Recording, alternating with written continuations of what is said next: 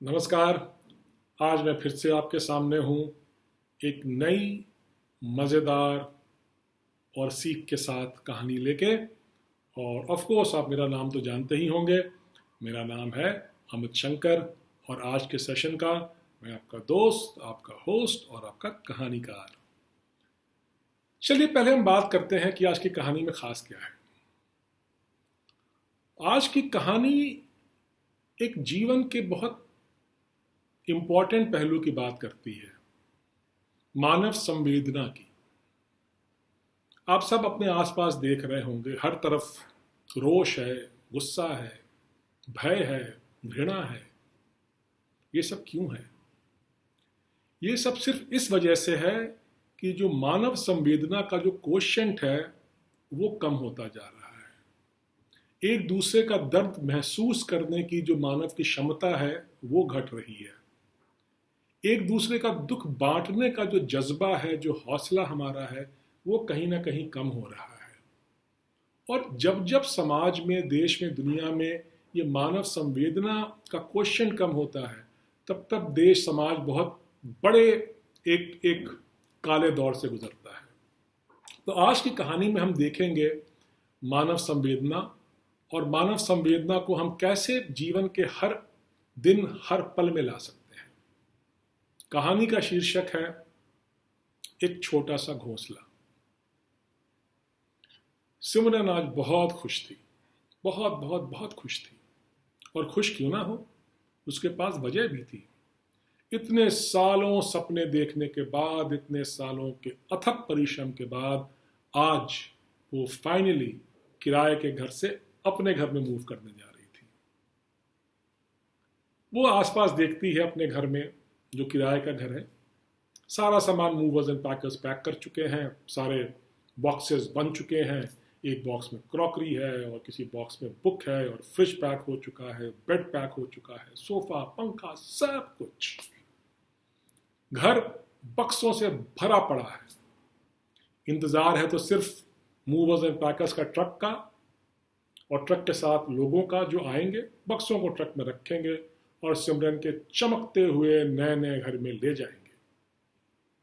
ये सब करते करते बेचारी थक भी गई है। वो आके निढाल होकर फर्श पे बैठ जाती है कि हे भगवान, न जाने कब ये सब खत्म होगा और कब मैं अपने नए घर में आराम से सोऊंगी। तब तक उसके कान में एक बहुत हल्की सी आवाज कहीं से आती है। एक हल्की सी आवाज, जैसे कोई बहुत छोटा सा जंतु कहीं घर में है। ये उत्सुक सी होकर उठती है और खोजती आवाज कहां से आई। आवाज की खोज में चलते चलते चलते ये लिविंग रूम से अपने किचन में पहुंच जाती है।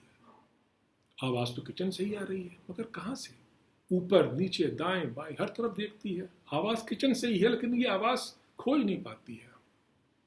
तब तक उसकी आंख किचन के ऊपर जो एक दुछत्ती जैसी चीज है उस पर पड़ती, कहती ओहो, हो ना हो, ये आवाज वहां से आ रही है।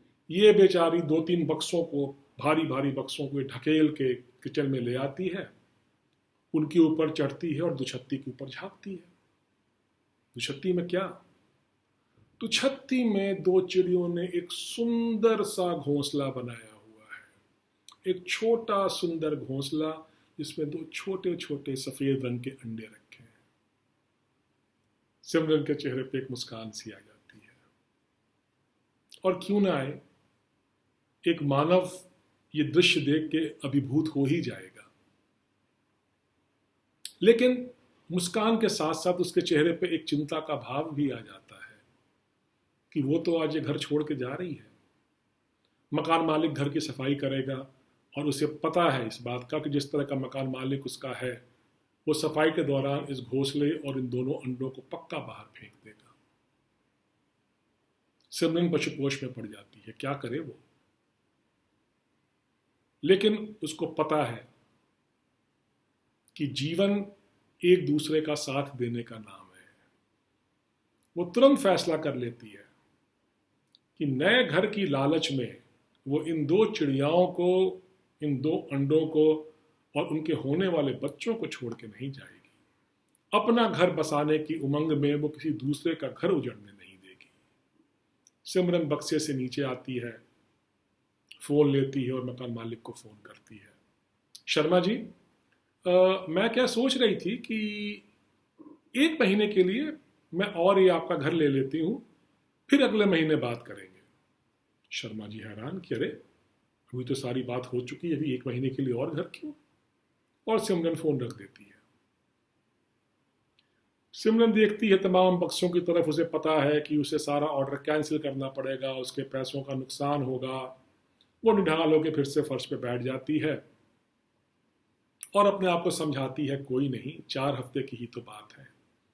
अंडे फूटेंगे, बच्चे आएंगे, बच्चे उड़ना सीख जाएंगे, सारे चिड़िए घर से चले जाएंगे और जब चिड़िए अपने नए घर की खोज में जाएंगे तो वो भी यहाँ से उड़ के अपने नए घर की ओर चली जाएगी। आखिरकार एक जीवन ही तो जीवन की ज़रूरत को पूरा करेगा, एक जीवन ही तो जीवन को समझ सकता है और एक जीवन का ही धर्म दूसरे जीवन की रक्षा करना है। तो ये थी आज की कहानी, और जैसा आपने इस कहानी में देखा और सुना कि मानव संवेदना अगर हृदय में कहीं घर कर जाती है तो वो जीवन के हर पहलू को एक नए रंग में रंग देती है। और जिस जिस हृदय में मानव संवेदना का एक अंश भी होगा, एक एक भाव होगा, एक रंग होगा, तो ये आसपास दिखने वाली इतनी विकृतियां हैं, कुरीतियां हैं, ये जो घृणा, हिंसा, वैमनस्य का भाव है, वो सारा कम हो जाएगा। तो ये थी कहानी आज के लिए।